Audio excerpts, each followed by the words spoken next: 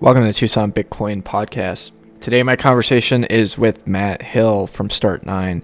He's a CEO over there, and I love the company because honestly, I really suck with technical stuff. I'm kind of a moron when it comes to self-hosting and doing stuff like that. And the Embassy, their flagship product, makes it really, really easy to self-host some really cool applications ranging from Bitcoin Node, BTC Pay Server, all the way to file browser, Nextcloud, and private messaging. And so he talked about some of the upcoming features that they're launching on the Embassy, and I think this is a great tool for anybody that cares about privacy and cares about not going to this crazy dystopian future where the big tech controls everybody and everything.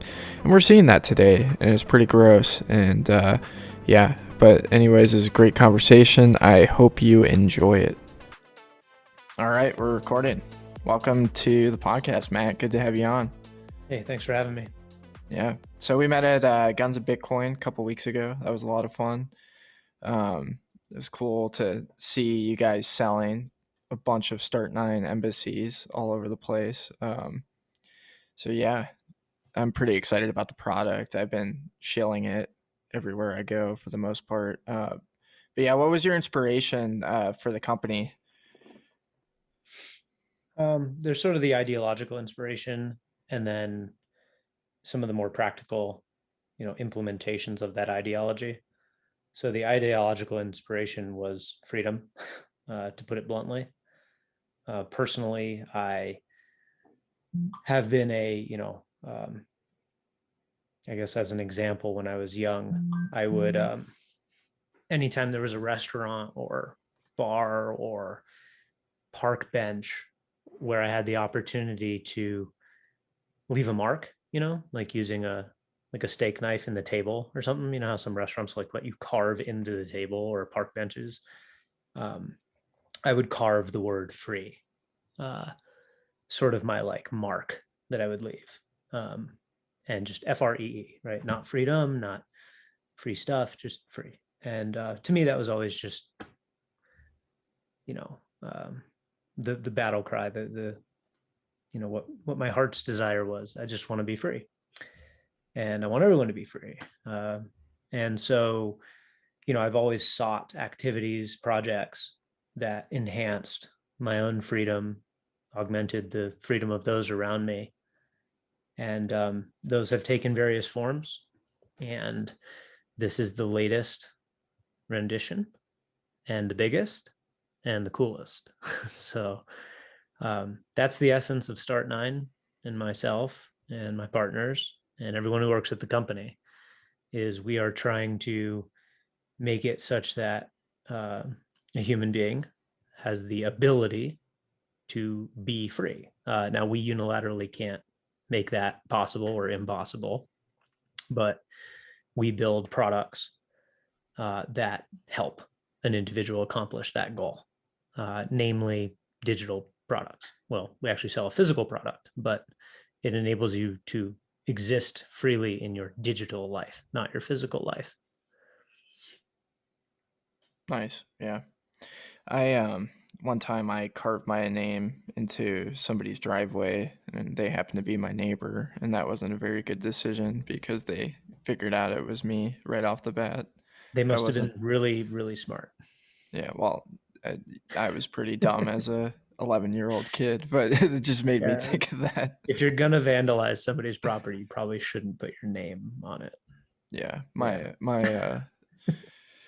my street smarts have gotten a little bit better since then, fortunately. But that was a pretty embarrassing situation. But yeah, when we look at technology today, it's becoming more and more centralized, and 2020 and then this year as well has just been absolutely insane with like censorship and data collection's been a problem for a while. So with the trend of technology, do you think that we're going to be like I think there's a demand for what you're doing, but do you think there's going to be some fight back against your company and against movements that are promoting freedom and privacy in general? Okay. Yeah. I think there's a couple questions there. So the first would be sort of, do we expect pushback from either tech giants, incumbents, or even potentially political adversaries like governments, nation states, even? The answer is yes. We do not think that people give up power easily, nor should they, right? They don't have an obligation to cede their status or power simply because there's some upstart doing something that they don't do. But that is a battle that we um, are expecting and are therefore taking not only precautions but just standard, measures to protect ourselves and win. And I don't mean this in any sort of like political revolutionary sense. I just mean we want to build and sell products that we feel very strongly are good and moral and useful and in demand, as you mentioned, which we can talk about what we are seeing from our customers, but uh, and that we want to be able to keep doing that. So we don't want someone to be able to come and tell us that we can't sell a good, honest, moral product that the market wants at a fair price. We think that that is good old fashioned business, and we intend to keep doing it. And so we are taking both technological, regulatory, and strategic precautions and measures to ensure that we will be able to do that. So long as the market wants our product, we expect to grow, and we expect to survive. Now, um, what size of market is that? I think was implied in the early part of your statement. It's small-ish at present. And when I say market, I mean the number of people who are today willing to buy, who are demanding a product like the embassy, is relatively small. But I would argue the next rung of people, the ones who would buy an embassy, if they only understood the nature of their current digital life and the alternative offered by our product. So we view the primary way by which we expand our market and address new customers is education. Education is the centerpiece of our marketing efforts, or at least will grow to become that. Because we think the more people we educate about their world and about our solution to the problems inherent in their world, that the market is massive. In fact, we think that our model is the future of personal computing. It doesn't mean that we will deliver the entirety of that product set, obviously, but we think that the overarching model of what we have previously been calling sovereign computing is the future of computing. And we think that for two reasons. One, because if it's not, the world is in trouble. If personal computing is not personal, then the problems we are experiencing today with centralization and cloud infrastructure will only get worse until a sequence of disasters occurs. So we need it to be the future of personal computing if it's a world we want to live in. And secondly, we just think it's better. We think that this is a better product for the individual, or at least that it could be at maturity. Our product is still relatively immature. While it does work, it is not complete and won't be for some time. But we think it's a better product at a fair price and without all the baggage and risks of the current product set. Yeah, yeah, I'm with you on education. Now, if this product had been presented to me about 4 years ago, I would have looked at it and just been like, yeah, I have no interest in it. But my Bitcoin journey has kind of led me uh, to seeing the importance of something like this, of self sovereignty. And I think that's the case with a lot of people, and why I love teaching people about Bitcoin is like, they start buying it and they start looking at the way that money works and asking questions that they wouldn't ask before. I think partially because there's a monetary incentive tied to it, which um, makes them think a lot more about it. And they start to see how KYC AML laws are bad. And they start to see how the taxation system is crazy and how inflation is bad. And there's kind of this journey that people go through with Bitcoin to get to that point where they see, Mhm. how broken the system is. And I'm with you 100%. As far as like the importance of decentralization, with sovereign computing, because one of the things that uh, it just has me freaked out, as like a content creator, seeing what YouTube is doing right now with censorship, what Twitter's doing right now with censorship, and trying to control narratives very, very clearly, and how that could really play out in the future. And like with these pushes of ideas like the vaccine passport, which would implement almost like a social credit score system in the United States. That's pretty crazy and pretty terrifying. And to think like, I'm kind of curious what you think of this. So Verizon has been working on um, cloud-based gaming recently, so that instead of running it directly on your Xbox or whatever, you would be streaming it based from there. And I think that's kind of a picture into like how this centralized computing, cloud-based computing would work comparatively to the way we have today, where your files are stored directly on your machine versus in this giant database controlled by this big tech monopoly company that is not subject to treating your data well. Is that kind of what you were alluding to as far as like that idea of like the centralization of computing and what we're fighting against right now, stuff like that? Yeah. So there's a decent amount to unpack there. Regarding your citing your own journey. I think it's true for a lot of people. You come for the money and you stay for the sovereignty.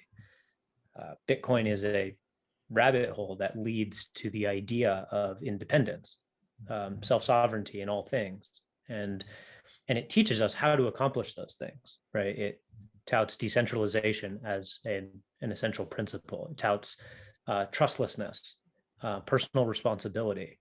So Bitcoin really upholds certain principles that lead to self-sovereignty, independence, and ultimately, freedom in the broadest sense, just a free society of free thinking individuals. And so we are a natural progression of Bitcoin, right? Bitcoin showed us the way, and is here to stay. We neither us nor anyone is a replacement of Bitcoin. We are an extension of it, a logical extrapolation of Bitcoin's message to the world, which is decentralization, trustlessness, self-sovereignty, personal responsibility. We're just applying that to computing in general. And the reason we're applying it to computing in general, which dovetails into the second part of your statements, is that the current model has problems. And the problems with the current model are not convenience, accessibility, stuff like that. The problems with the current model are mostly in negative space, as in you don't see the problems readily, which is why they were permitted to exist and grow, is because they were in negative space. You have to understand the way the systems work, and you have to study them or wait for the lava to seep through the cracks before you recognize that there is a problem brewing. Right? You start to feel the tremor in the ground, and you're like, wait a second, something is wrong. What is it? And what it is centralization, right? The idea of creating honeypots of value. So with Bitcoin, it's about you honeypot a bunch of Bitcoin onto an exchange, and that enhances the probability that that exchange is going to get hacked, because the risk reward, the effort reward ratio makes it worthwhile, right? So you're willing to pump in a fortune and time and energy to hack a large centralized Bitcoin exchange, because the payout is massive. So you're willing to take the risk and pay the expense. But when you have everyone in the world holding their own keys, holding their own coins, then the effort to extract the same amount of money is exponentially larger, right? It's orders of magnitude larger by however many people you've spread it out with. So it's a basic tenet in security, actually, is not to put everything in one place, not all your eggs in one basket. And the same applies to data, right? When you honeypot massive amounts of data into a single server or behind a single set of keys, the chances of it getting hacked are near certain at a certain level of value, right? It's an inevitability because these things are protected by humans, right? We talk about encryption and sort of application security, AppSec, and that stuff's pretty good, right? There's nothing wrong with encryption. It works really well. In fact, we have decades of experience building secure digital systems. And it's not like some hacker, with enormous skill can just sort of like fight their way through these systems. Like you can't brute force encryption. So how do you hack, right? Hacking is done through people. You hack people. So any human being, right, all the data at these companies might be protected by encryption, but there are ultimately people who have the keys to decrypt. Otherwise, the data is useless if no human can ever access it. So we know that there are humans who can access data. And so long as there are humans, there is vulnerability because humans are fallible. We are corruptible, we are bribable, we are blackmailable, we can be coerced. It's going to happen. If there's something to hack and there's a human guarding it, eventually that human will succumb to some force. So that's the essence of the problem, is that we've sort of honeypotted all this data into the hands of into very few places.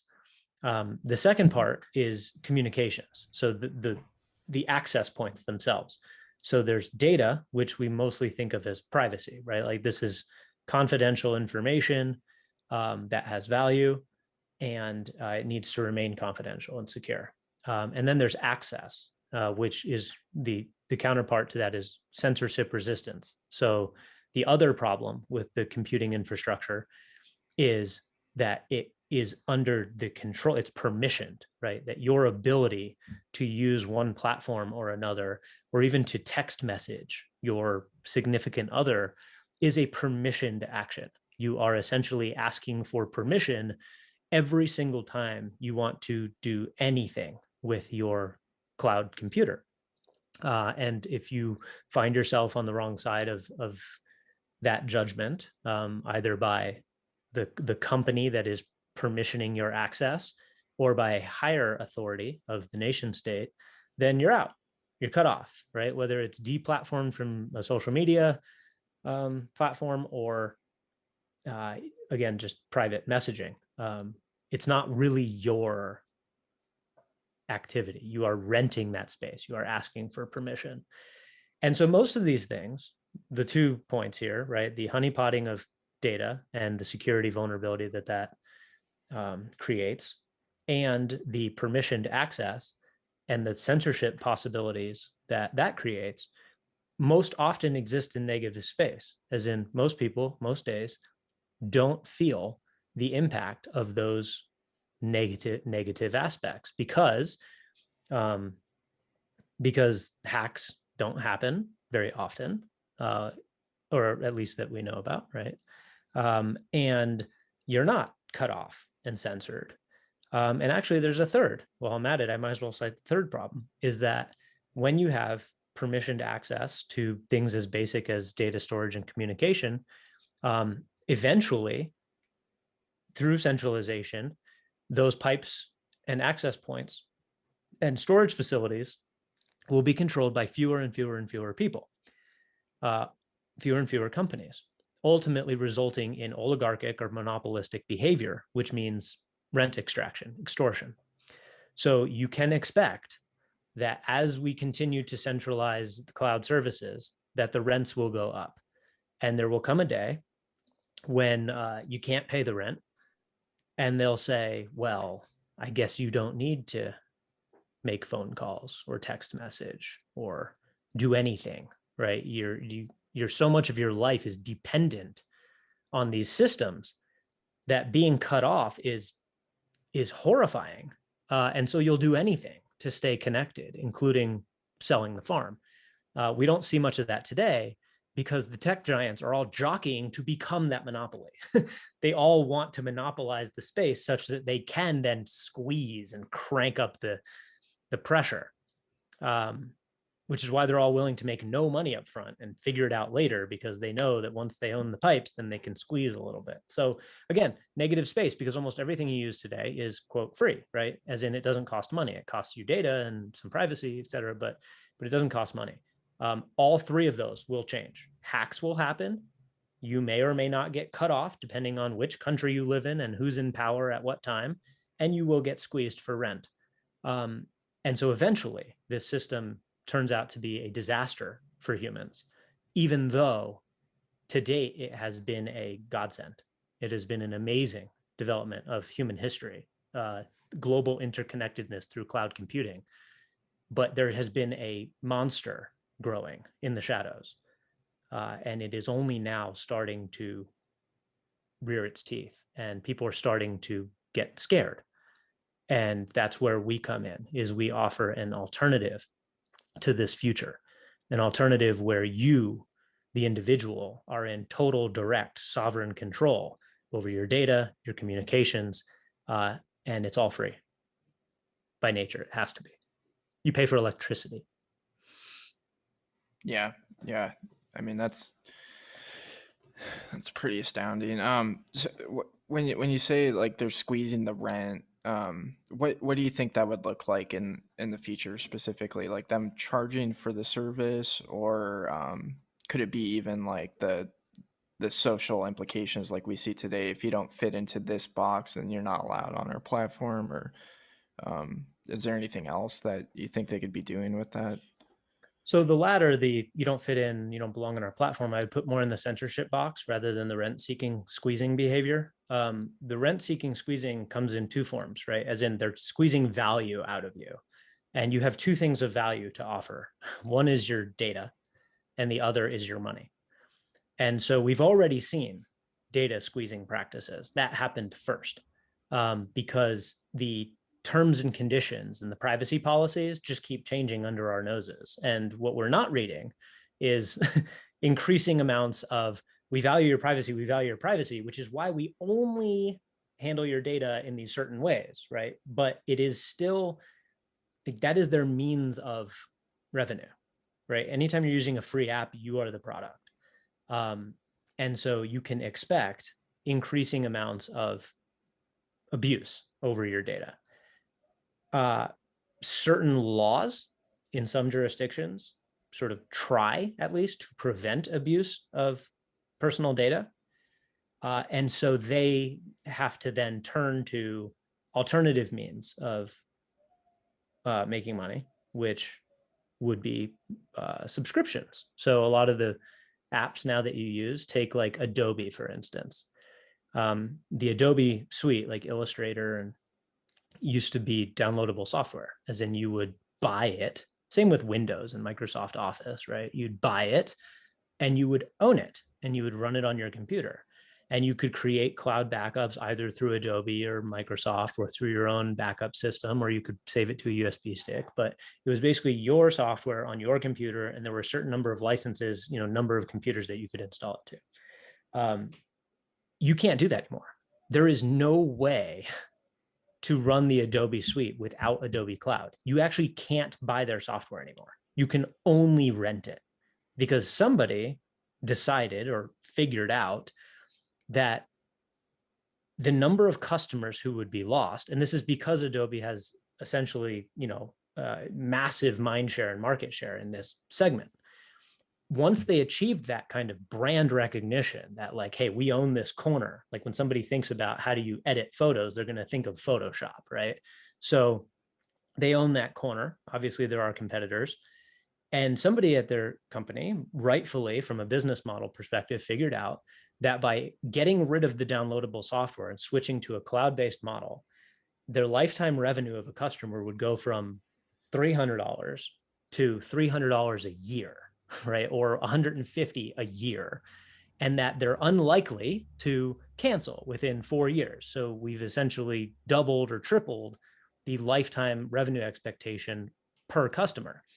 And some customers are not going to be okay with this and they're going to leave. Well, the number of customers who are going to leave are this percentage. So we've scratched them off, and overall we're making more money than we were.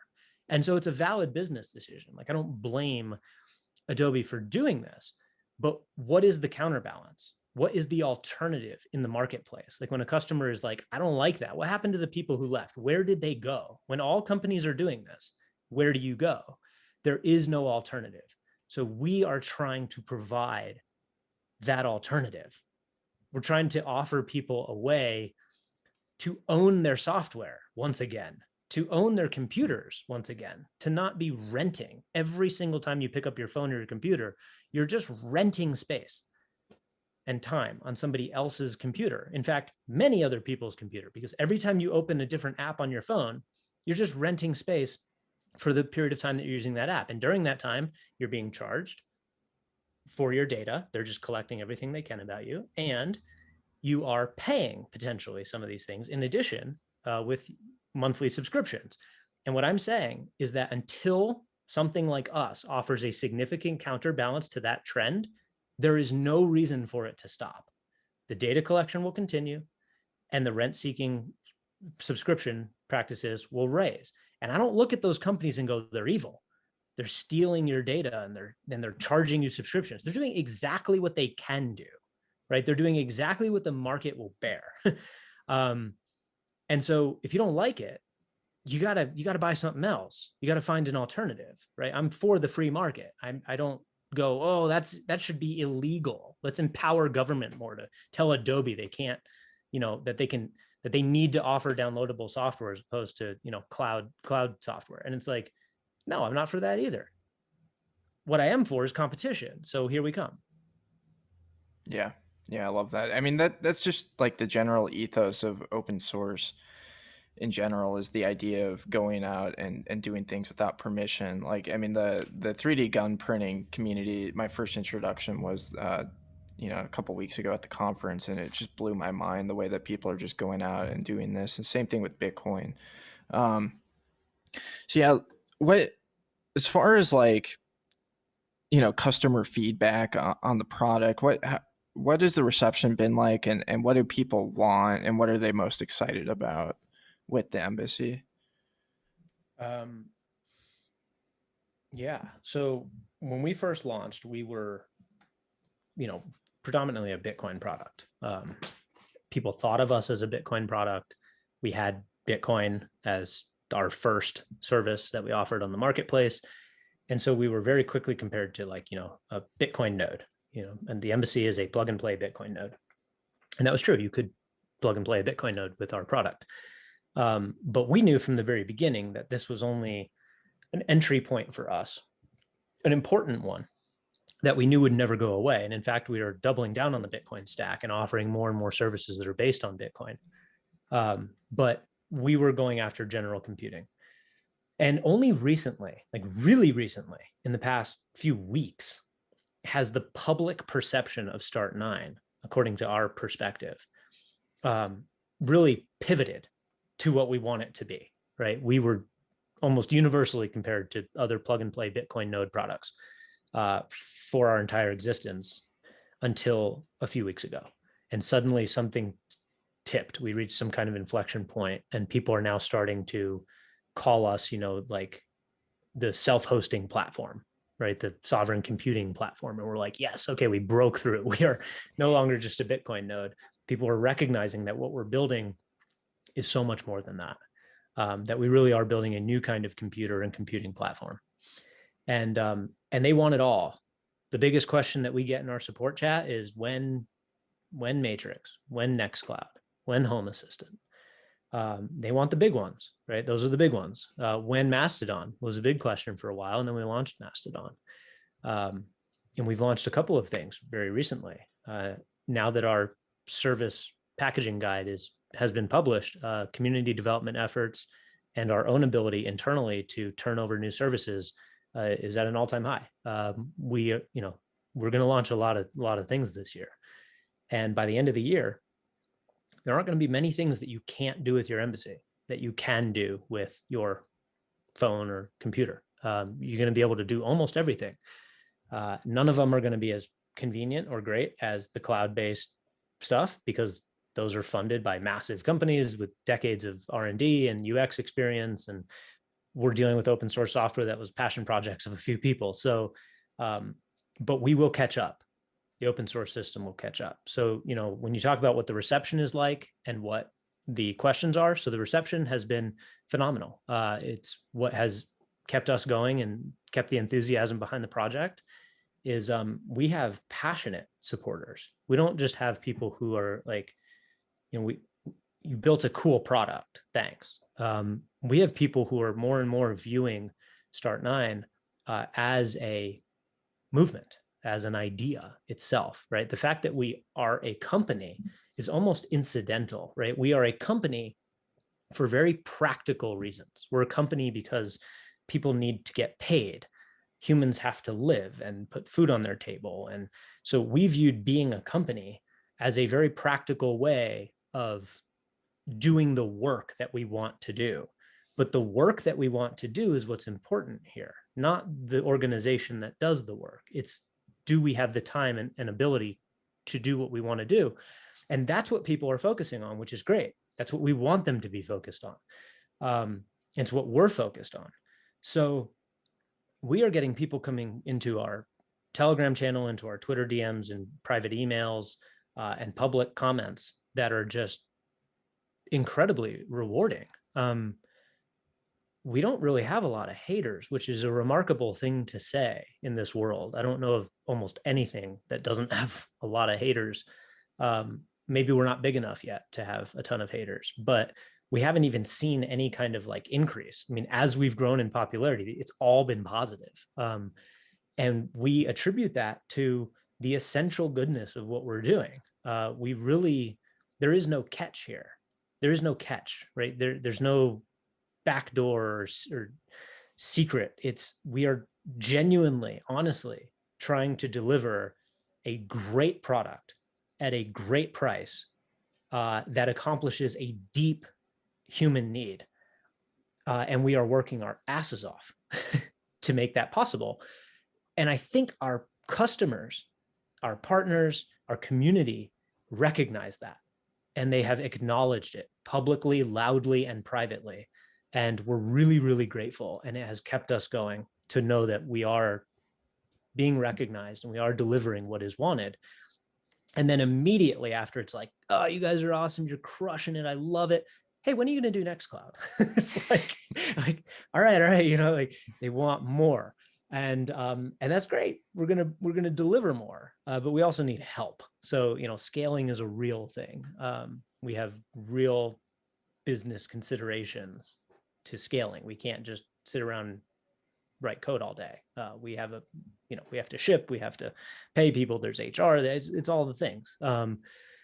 So we are doing it. We are scaling. We are growing. We're going to deliver. And yeah, it's mostly just more services and external drives, right? That's the other big ask, is that the embassy in its current form has a big bottleneck, like a huge sort of flaw in the product, which is that it does not currently offer external drive support. You can't plug in a SSD or an NVMe and get the benefits of a huge, fast hard drive, which is critical if you're going to be, one, syncing a Bitcoin node, or two, storing massive amounts of photos and videos and music and files and running 15 services in parallel. Like, you need fast, reliable, large storage. And we don't offer that. We shipped a product that didn't need it at first. And as we've grown and upped the service offerings and done more R&D on the market, we've determined that we really, really need it. We probably should have started with it in retrospect, but you don't get everything right. And we are working like racehorses right now to try to reach that milestone. And it will be an upgradable thing. So this will not invalidate any embassies we've sold to date. They will still work as intended. You just upgrade them by adding a drive, which you can buy at any store. Yeah, I'm really excited for that update. That'll allow me Huge. to do pretty much everything I want with it. And yeah, I mean, I've just been amazed since I bought it. You know, you guys have pushed out multiple updates with different services, and I initially thought that I was going to be um, waiting a lot longer than I have been to do things that I've wanted to on it. Yeah. Just because it is a lot of work. It is really difficult doing it right, but I've been really impressed with you guys and really excited about it, and the way that it opens um, the door just to think differently and do things differently and have the alternative to the Google or whatever. So yeah, that being said, when Nextcloud? Mhm.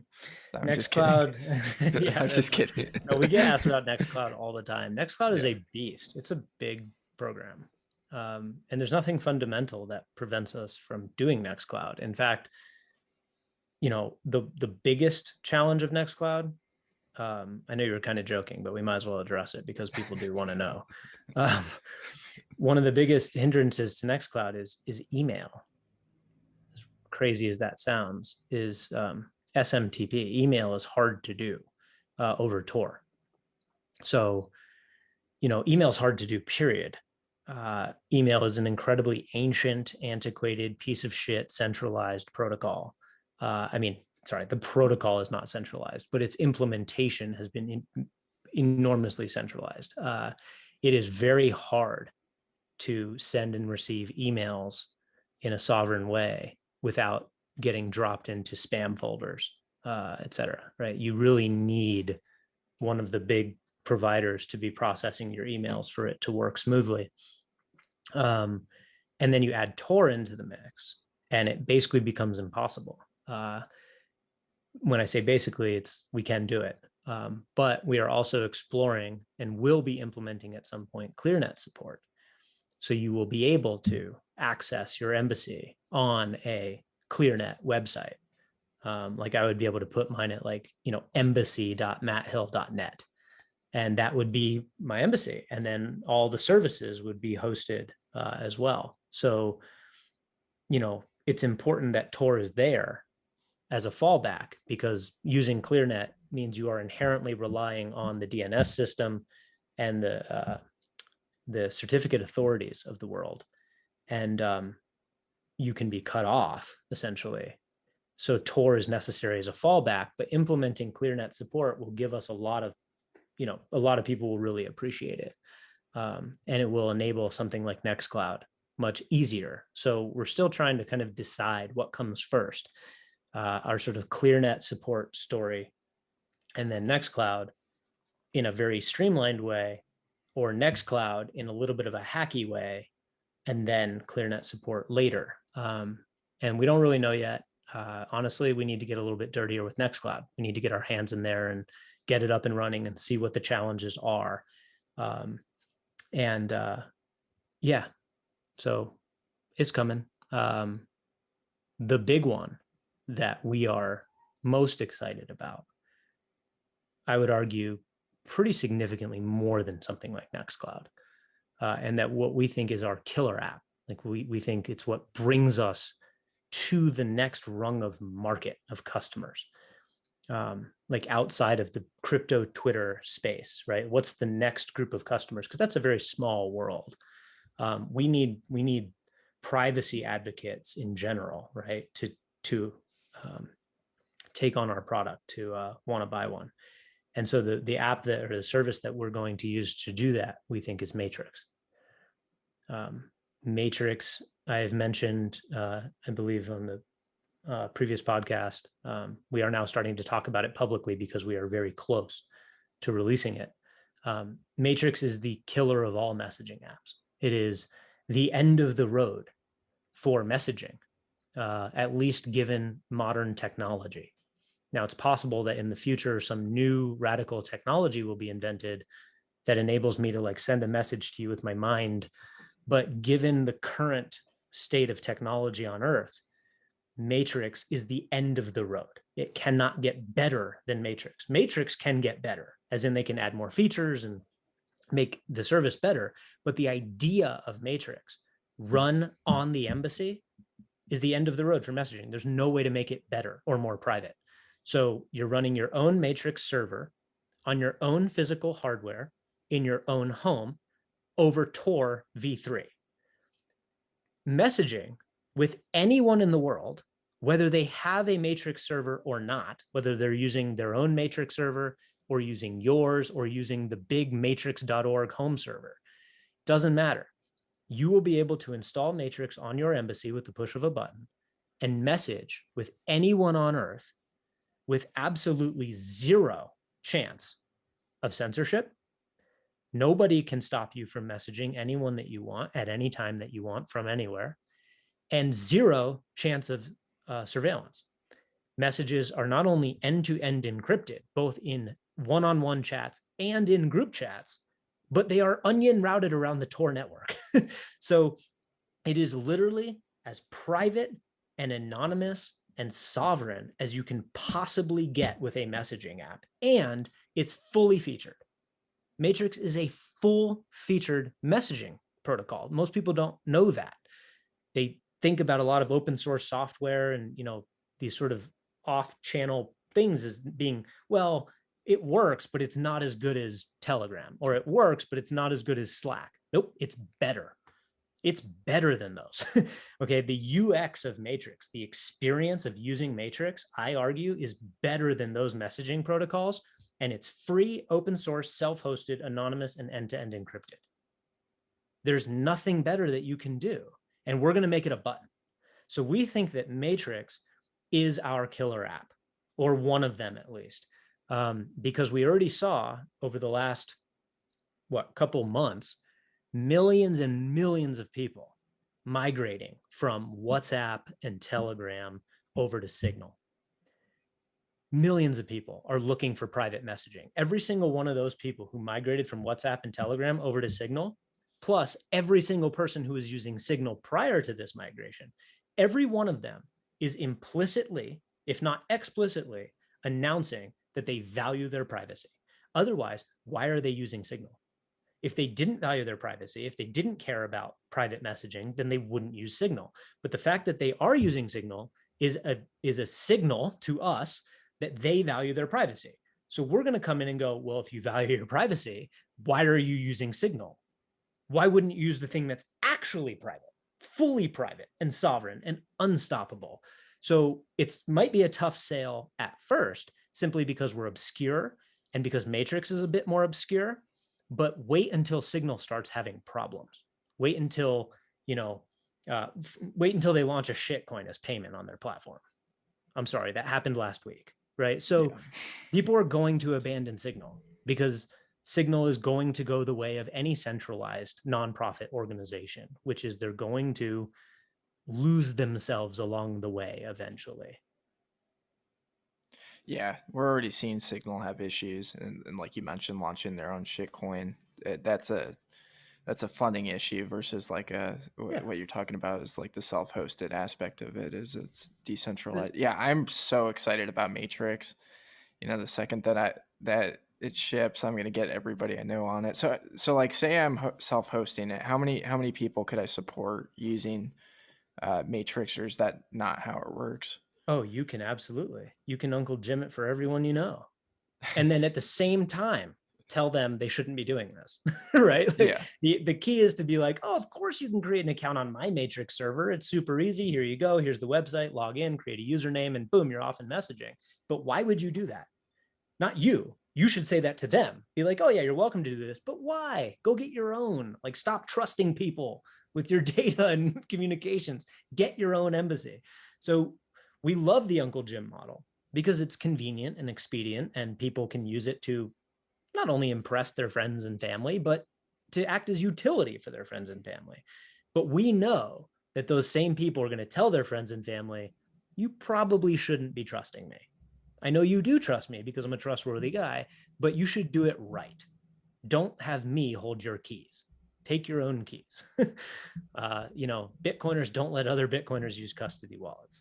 so it's like, yeah, onboard your friends and stuff to your Matrix, but at the same time, tell them to get their own. Yeah, it's a little bit different than sharing a or a Netflix password with your friends and family. It's a little different, yeah. because Netflix is already the thing in the middle. You're just more access points to the same thing. This is intended to be personal, right? It's yours. It's like Netflix is not yours. You're renting Netflix, right? Matrix on an embassy is your property. It's literally like someone sleeping at your house. It's like, yeah, you're welcome to stay here, but dude, like get your own place, like go get your own apartment. Stop sleeping on my couch. Yeah. Yeah.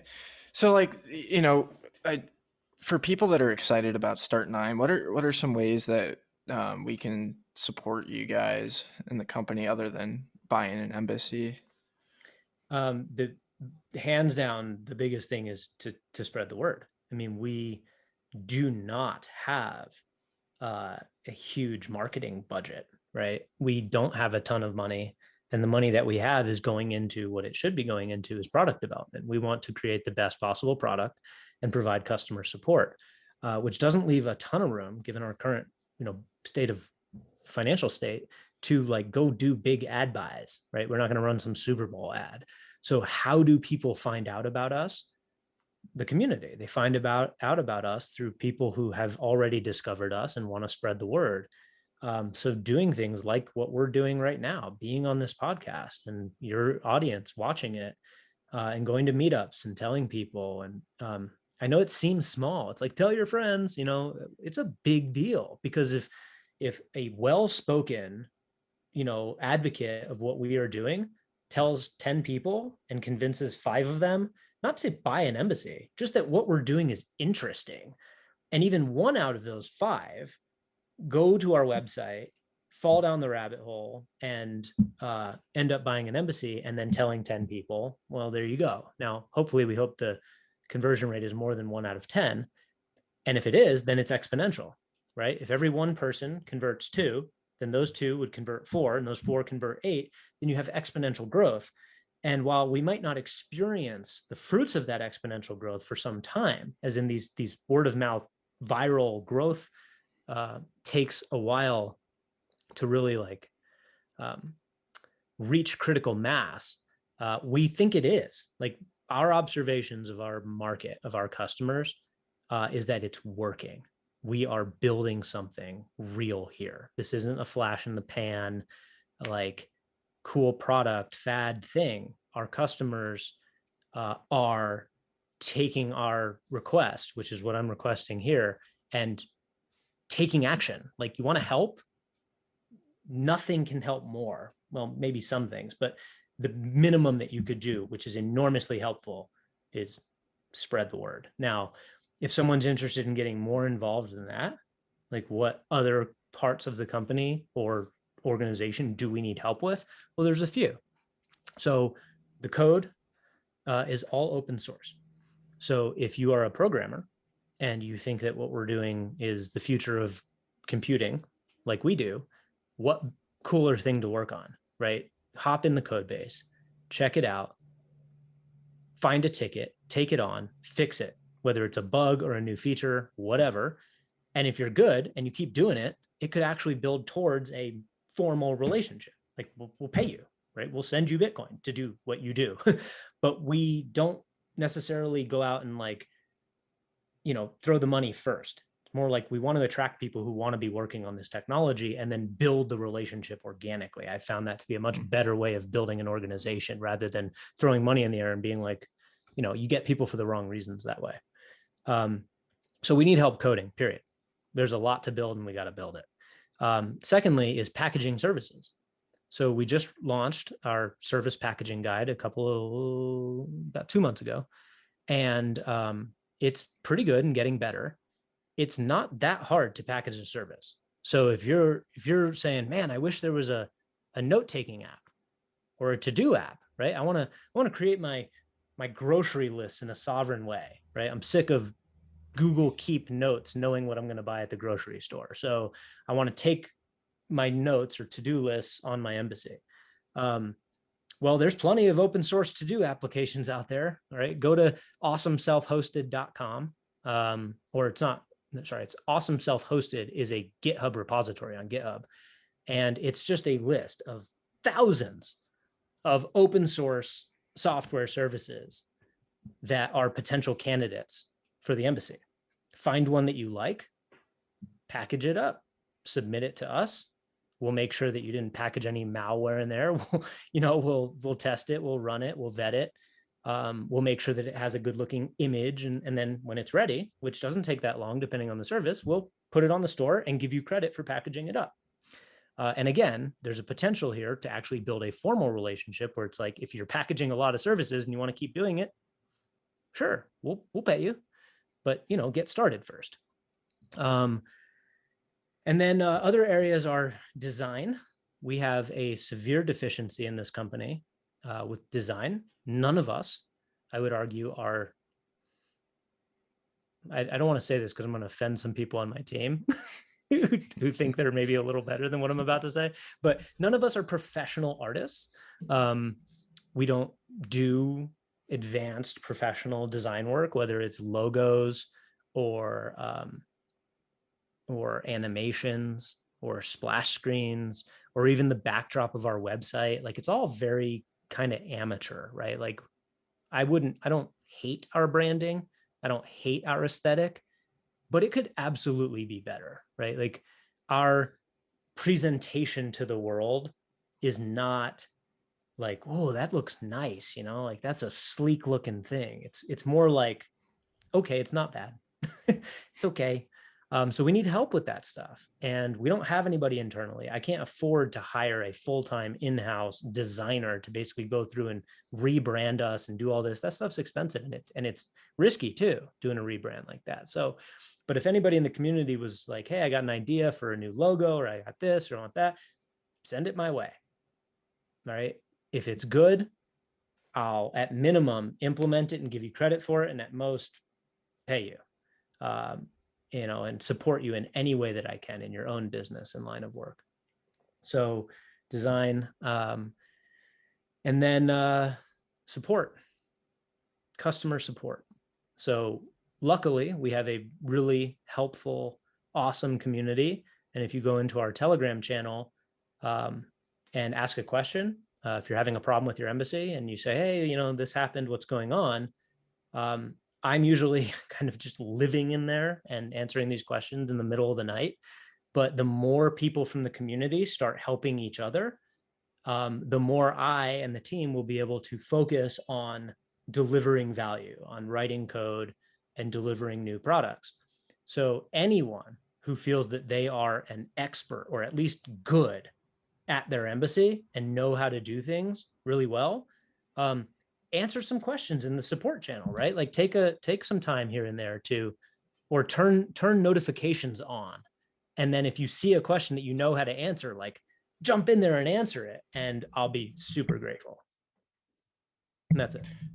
Yeah, that's awesome. By the way, I like the aesthetic of Start Nine personally. Cool.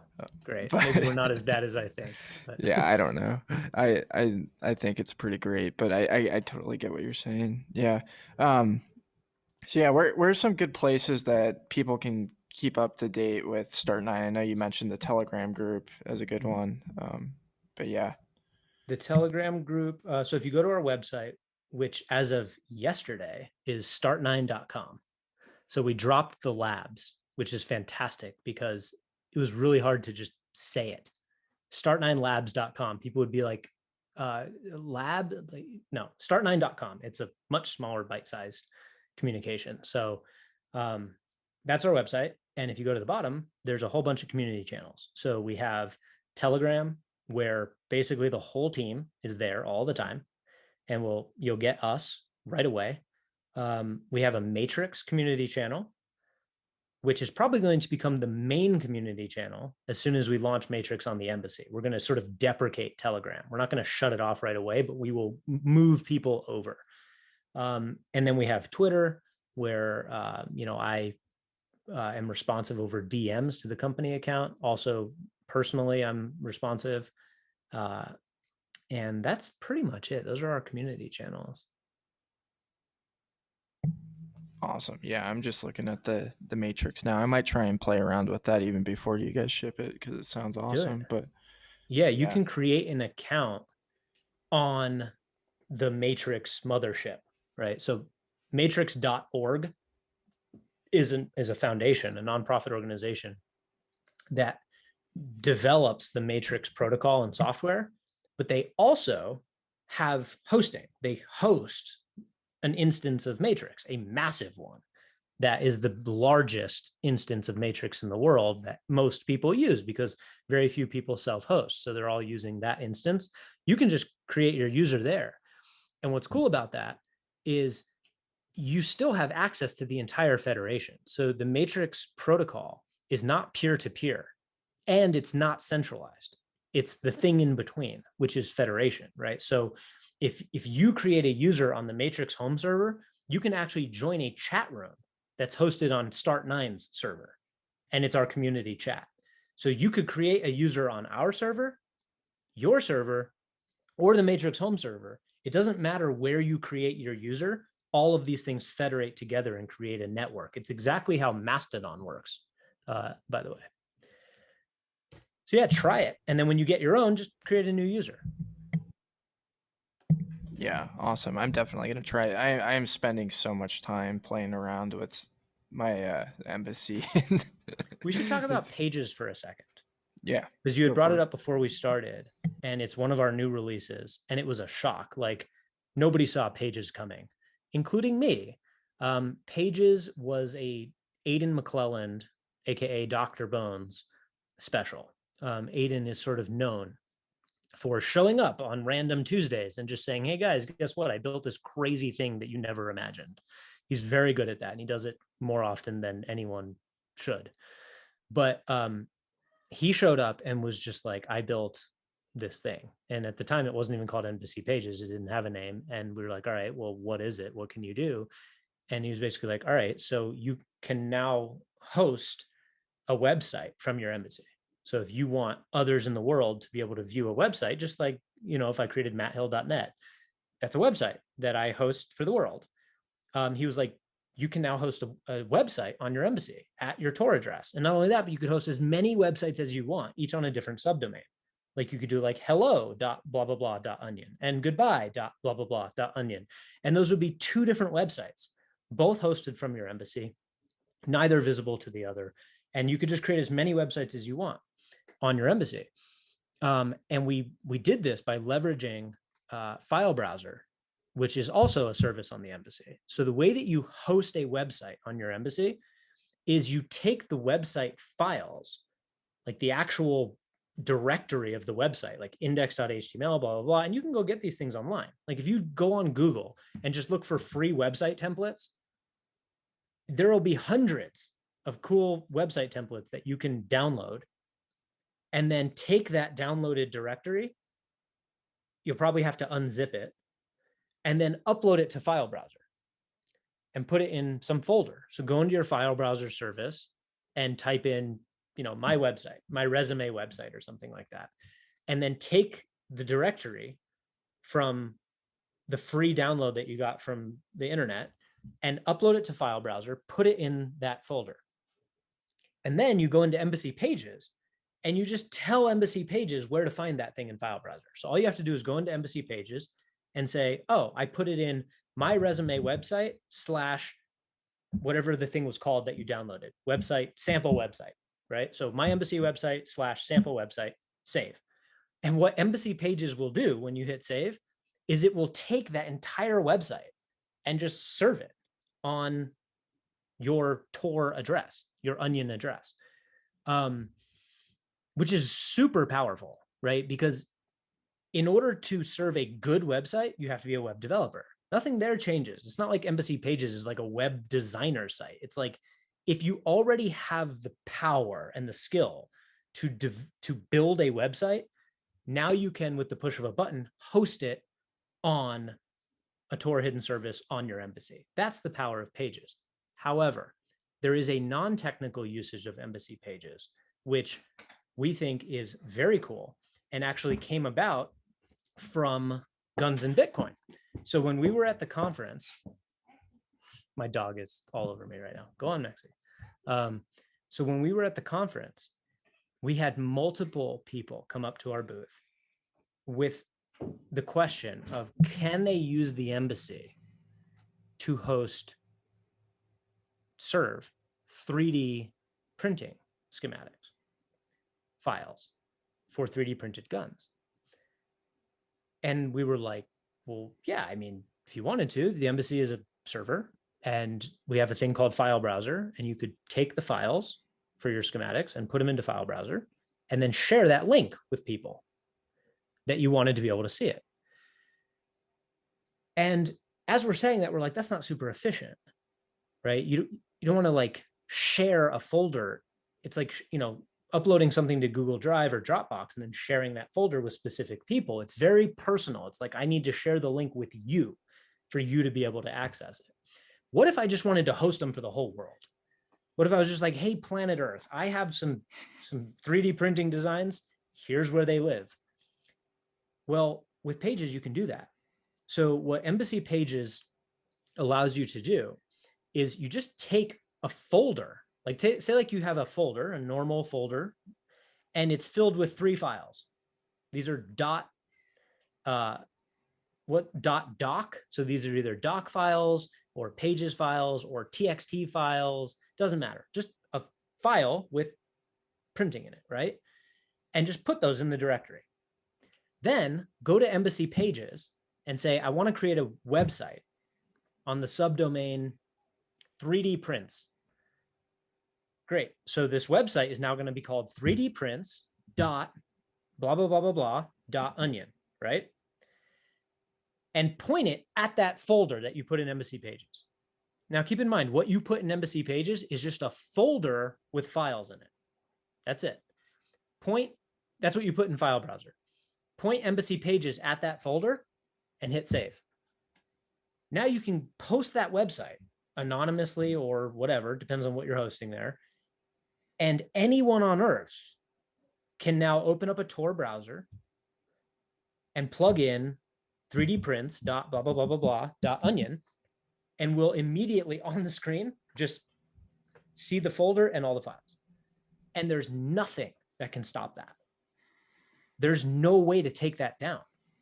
Like it's a little like unnerving when you realize the full power of this. Like Embassy Pages plus File Browser plus Embassy. So Embassy Pages run on the Embassy basically enables somebody to serve any arbitrary set of files to the entire world over Tor with impunity. Now, if you share those files on Twitter, right? Like if I go in and I post on Twitter, like, hey, everyone, I got this website. It's over here. And what you're hosting there is bad stuff or illegal stuff. You better expect a call from law enforcement. So that's a consideration that people need to make for themselves. Embassy and Embassy Pages is just web hosting technology. It's very sort of use case agnostic technology. The technology doesn't care what you use it for, but you might, and people in your life might. So be careful about what you use it for. But that was part of how this came about, was the recognition that Embassy, the way that it is designed, can be used to post content that is censorship resistant, highly censorship resistant. Well, it sounds like you just destroyed the whole use case of the IPFS right there. It's important to pursue various tracks towards the future, because you never know which ones may present challenges or come under attack. So we support IPFS and its vision, and we will in fact offer IPFS nodes and services based on IPFS on the Embassy. So, but is IPFS necessary to produce a decentralized future? No, it is a good strategy though. But there are others. Yeah, it's a good point. Yeah, well, cool. So yeah, kind of closing out.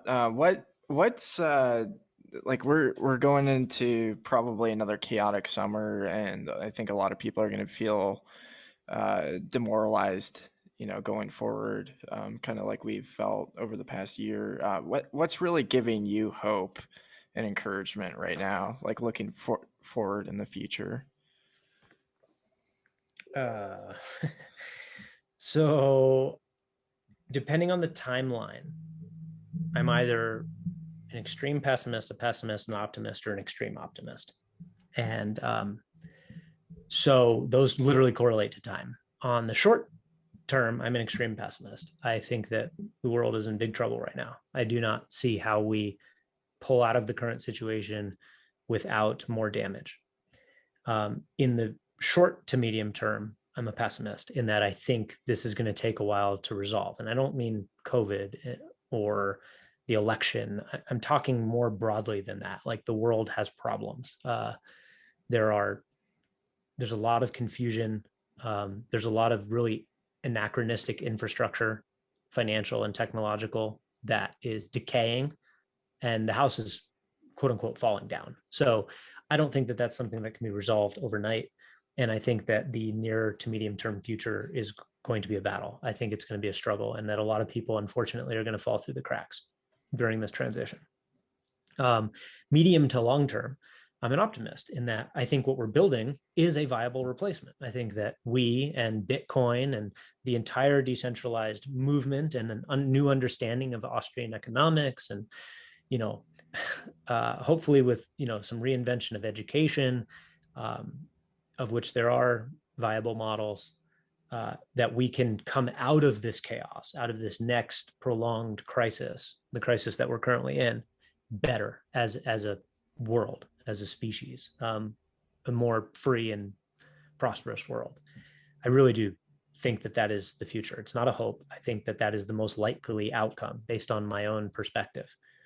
And then in the long term, I'm just an extreme optimist. I believe that this, and when I say this, I don't mean this year or even this decade. I mean this moment in human history, which could be a century, right? When you're talking about history, a year is nothing. 10 years is almost nothing. A century might start to be something.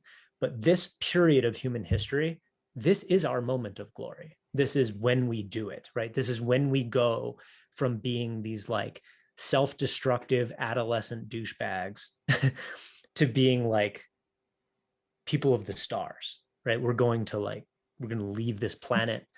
We're going to invent, systems that scale, uh, money that works, technology that serves.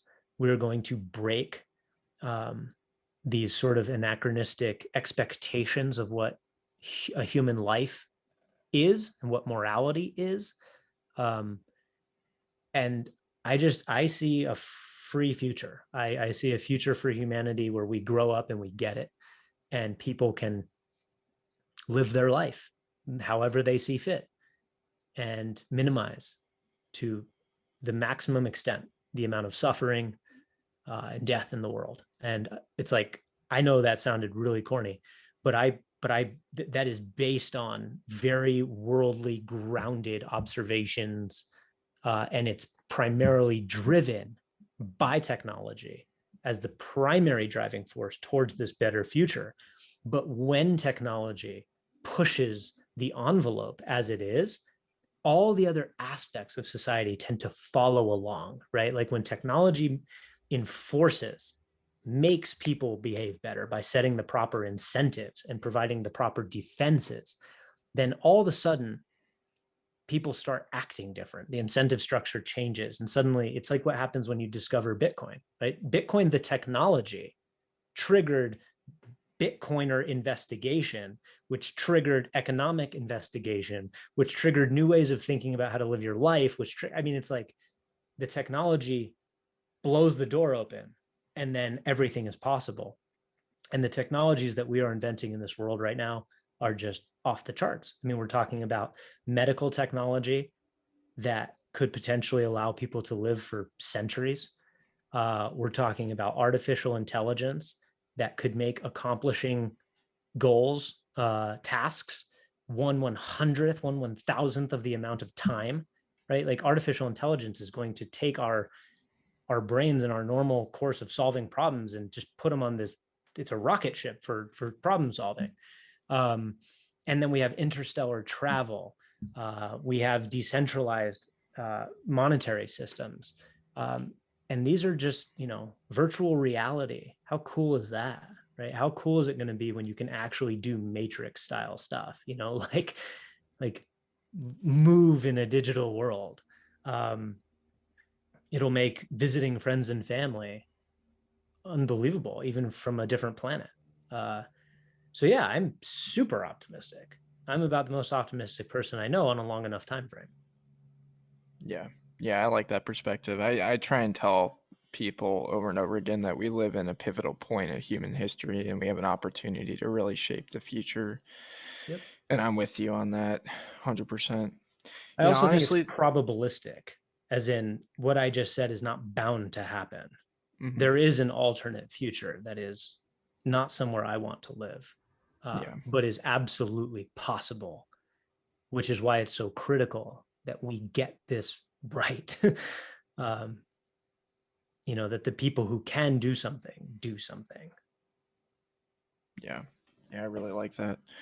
Well, I really appreciate you coming on, Matt. It's a great conversation. Look forward to Same, tracking man. what's going on with Start 9 and I'm going to keep Yeah. on plugging away trying to figure it out. So, Stay involved.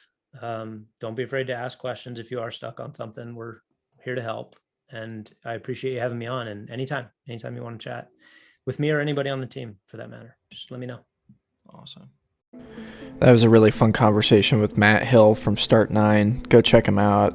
Great company. I'm really excited about them and their mission, what they're doing. And, like you said, they're one of the few companies, if not the only company, that's really going that direction right now. And I think that's something to get behind and support is, the